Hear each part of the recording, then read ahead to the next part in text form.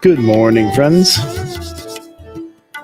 It is lovely to be here with you this morning for Journey Home Meditation's morning sit. Today we're going to do a brief practice together and a little bit of contemplation. We may even get a chance to get into a poem. We'll see. But I am Michael, and I'm happy to be here today.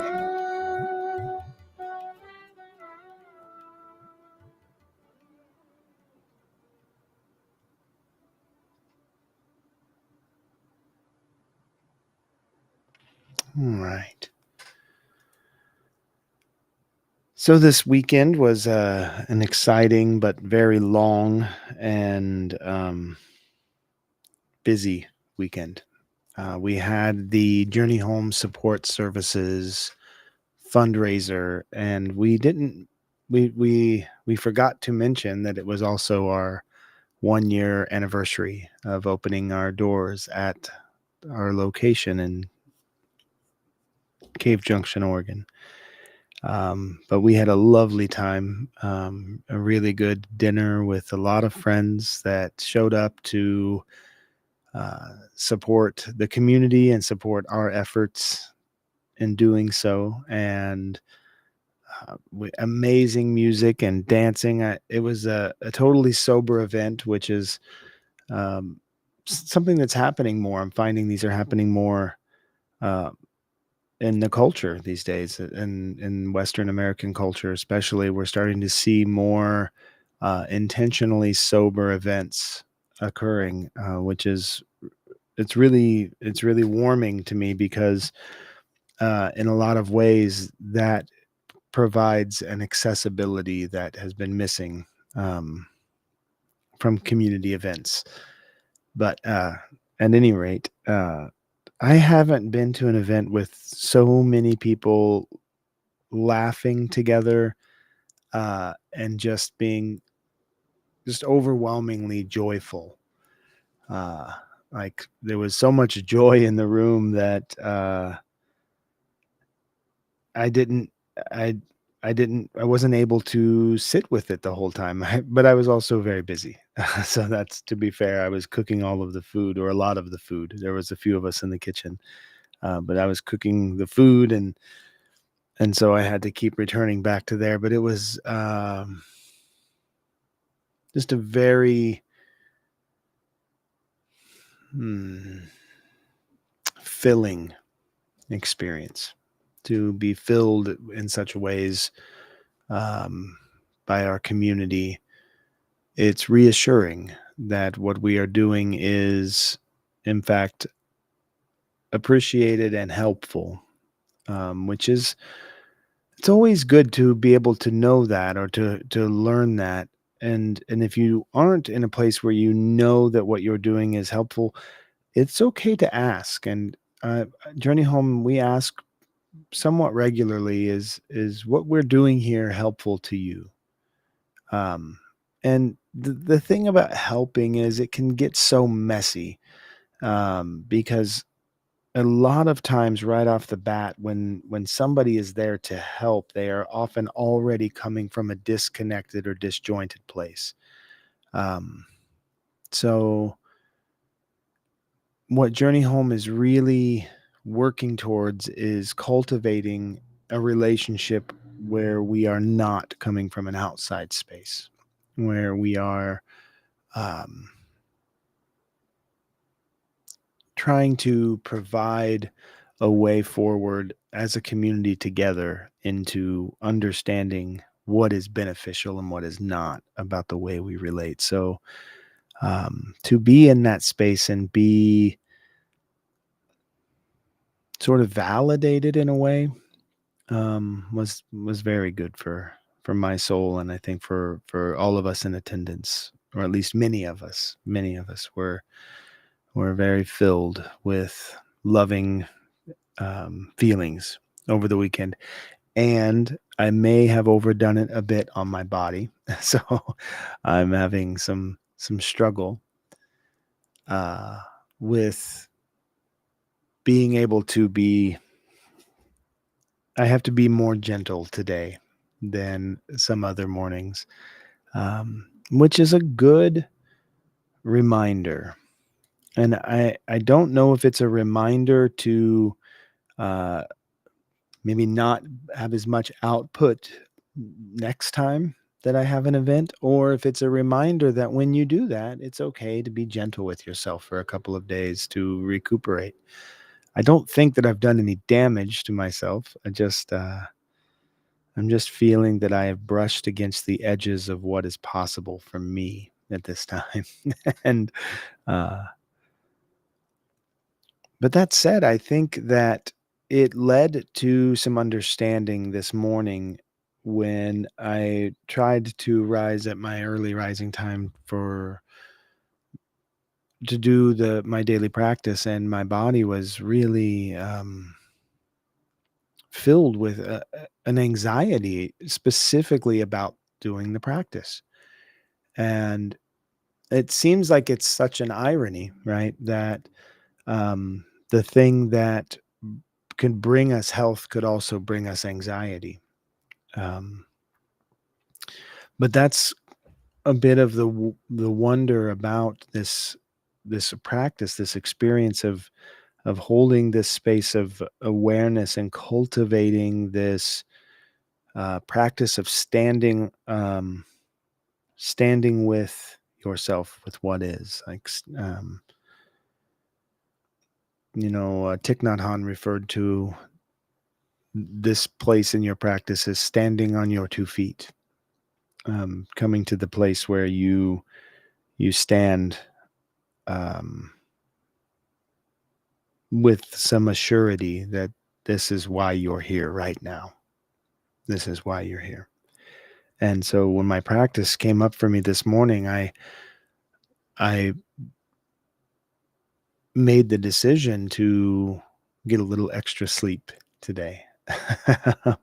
Because I didn't get to do that over the weekend, which is usually a good time for me to sleep in a little bit, because I don't have any commitments after I wake, so I can take my time doing my morning practices. But this morning was different, and I wanted to share that um, it's okay. It's okay when we have to pivot or change. The practice, while it is beneficial in many ways to be consistent with a specific discipline, it is also extremely beneficial that we have the ability to pivot, that we have the ability to shift with what is happening in the moment, and to be okay with that, to be okay with confronting ourselves and challenging what it is that is compelling us in this moment.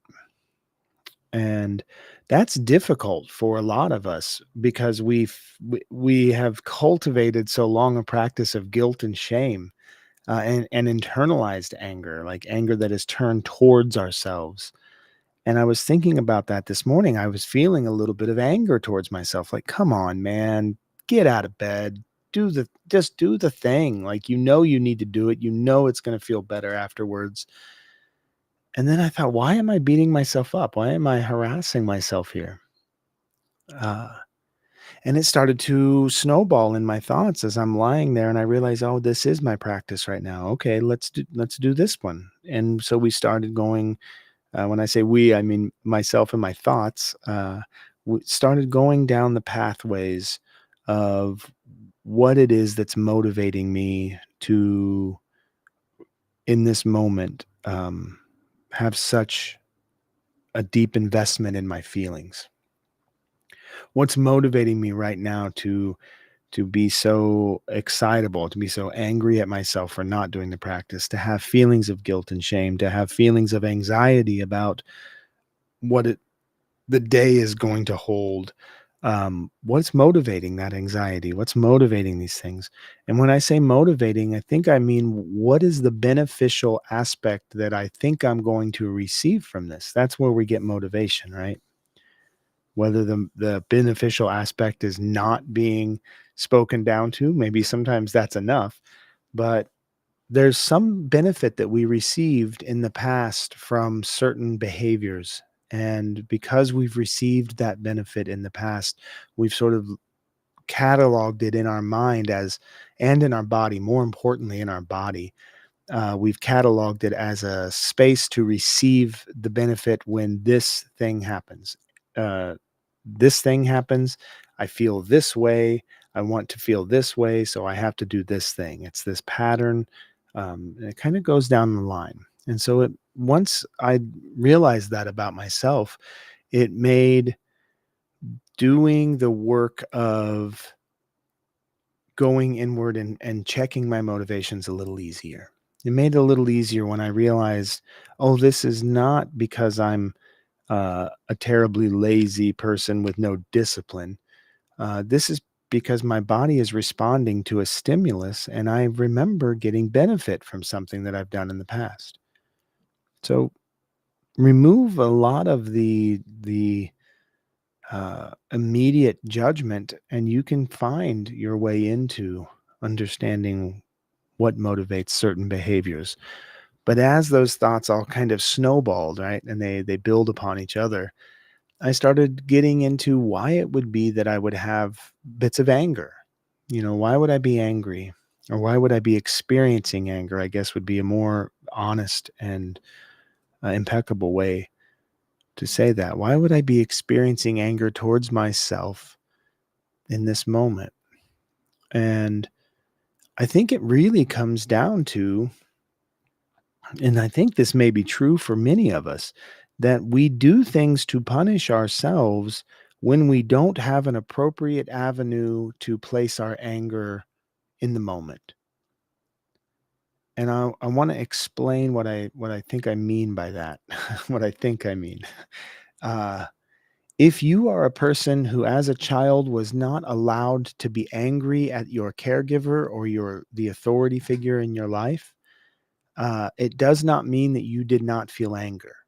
It means that you had to find a route for that anger to be resolved.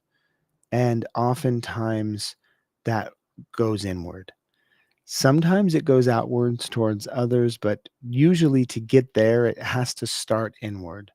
So, an example, maybe um, you are being disrespected and uh, losing agency with a parent, right? A parent comes and takes away your agency, is disrespectful to you, is disregarding of your pain, disregarding of your experience, is not listening to you, and you want to express anger to them for that, and they respond with, "How dare you speak to me that way? You do not speak to me in that tone. You do not get angry at me. I'm your father. I'm your mother." Right? I'm sure we've all heard this, and some of us as parents have even repeated that dreadful script. What happens in that moment could be that the anger has to go somewhere, and so we begin a practice of internalizing the anger. Ooh, we get so frustrated. And then we want to bring it inside. And then when you get to an age where you can start to recognize small ways to punish yourself, small ways to harm yourself, there's a bit of pleasure that can come with that. There's a bit of resolve that can come with that self-punishment. So we now, when we start to feel anger that doesn't have a home, that doesn't have a place it can safely go to, we resolve it with self-punishment, either by forcing ourselves to do physical activity that we are really not equipped for in the moment, or overeating, or staying up far too late. Last night I knew that I wanted to go to sleep at 8 o'clock, and I get up and I lay down in bed, and then my thinking mind starts to go over all of the things that will, like, It was basically feeding time for the anxiety monster, right? The anxiety beast was coming up in me and it was time to eat. So my brain was like, well, let's give it this. We'll feed it this. So now it's feeding time and all of my anxieties are showing up, to the trough, and they're feasting on every little thought that I could come up with. And next thing I know, it's 11:30 at night and I'm still lying there tossing and turning and not able to sleep. I think that this may be an example of that internalized anger. I think that may be an example of what happens when there's an internal desire. There's the word, not need. There's an internal desire to resolve some anger in the way that our culture has taught us, which for me, it's punishment. And so I'm punishing myself. I'm punishing my mind. I'm punishing my thoughts and I'm punishing my body. And then I wake up this morning and I feel the effects of that and it makes me punish again. So, and these are subtle things. This isn't flagellation with a cat of nine tails in the public square, but maybe these are having a few extra drinks or, you know, I'm still not sure if last night when I grabbed a couple of red vines on my way upstairs to bed, if that probably had a huge effect on the way I woke up this morning. A little red dye 40 injection. Um, but I think the point of me sharing all that is the practice is not the discipline to perform the same task robotically on repeat. That is a practice, and that's a beneficial practice. There's no doubt.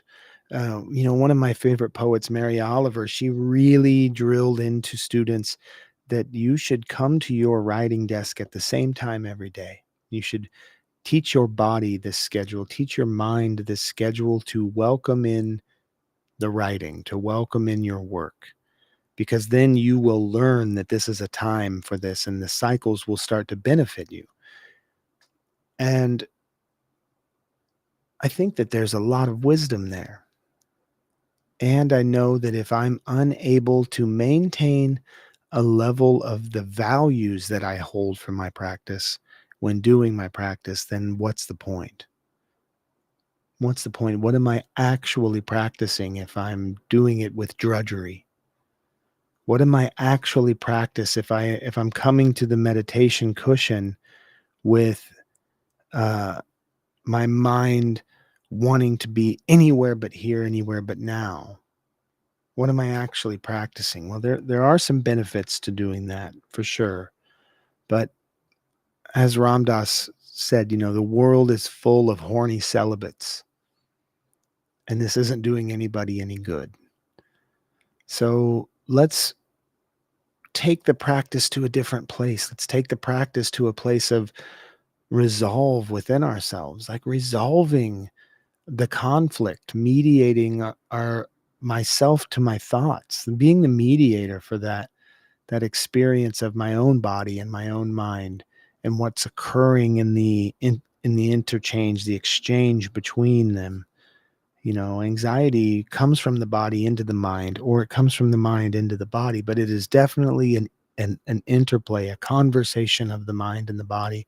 So if there's a conversation with something over here and something over here, find the middle ground and work it out. It sounds it's simple, but it's not easy. But when we're talking about a practice, we're talking about a recognition of imperfection over and over and over again.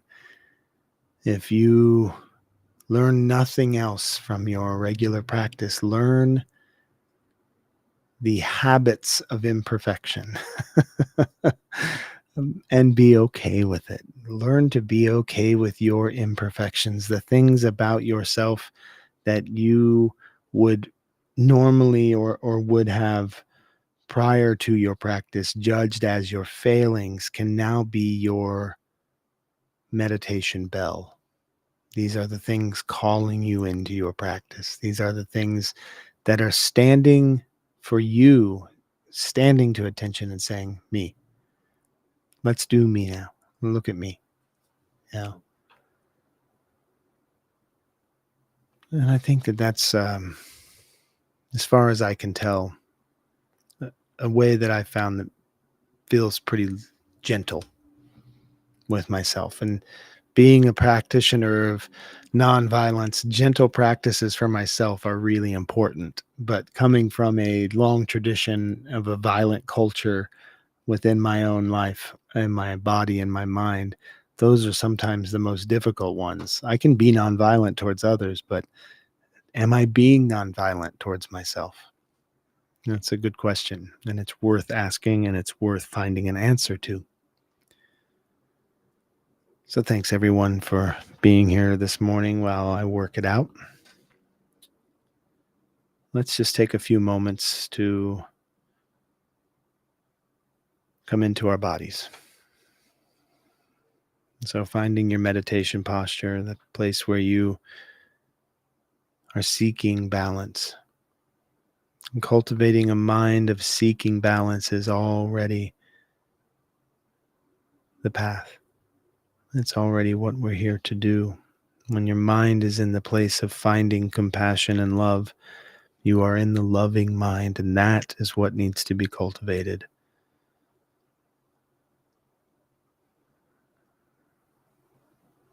We aren't seeking perfection, we're just seeking the seeking.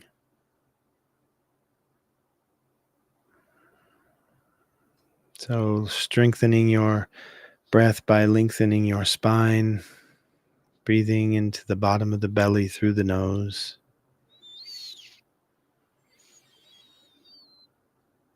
and release.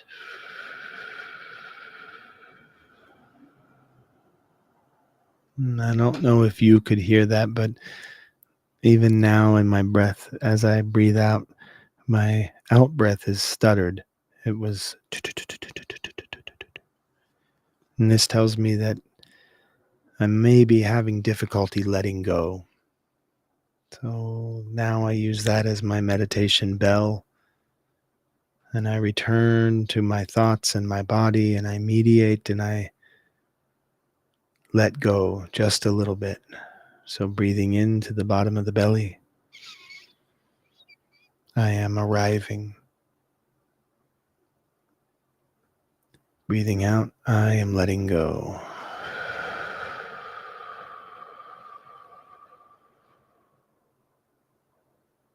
I recommend speaking these affirming mantras aloud. Breathing in, speak aloud, I am arriving.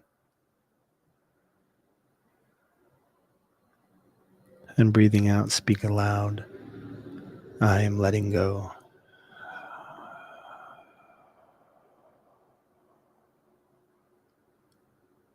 I am arriving. I am letting go.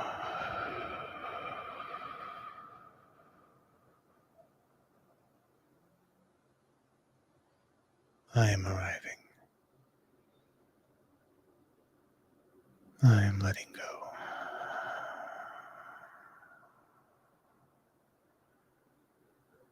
I am arriving. I am letting go.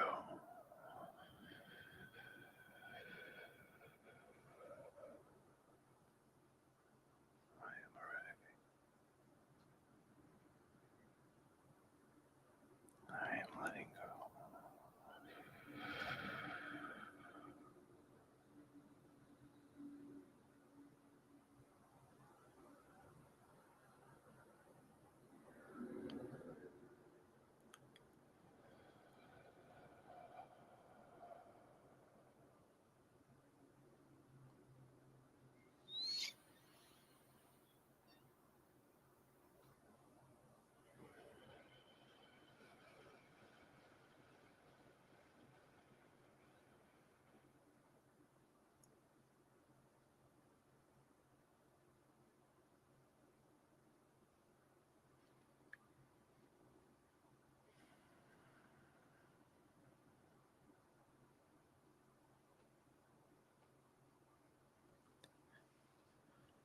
And sometimes that's all that is required of us. Just a few breaths, being aware of what our body is that we're breathing into and what it is that we're breathing out. Just a few breaths can begin to shift.